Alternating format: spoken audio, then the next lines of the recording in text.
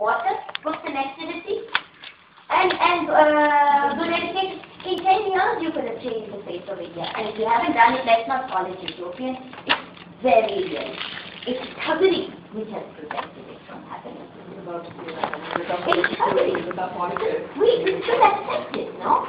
And we should call education utopian and thuggery as real.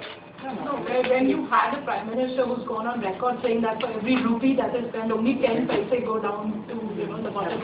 What more do you want? That's why electoral reform is what I say. Police reform, electoral reform.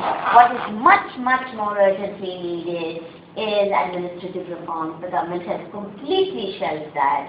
This government had promised us far-reaching administrative reform, police reform. What happened to all those commissions that were appointed? All the administrative reform committees that were appointed, they submitted their reports, nothing is happening. Also because we're not even asking them, what's happened?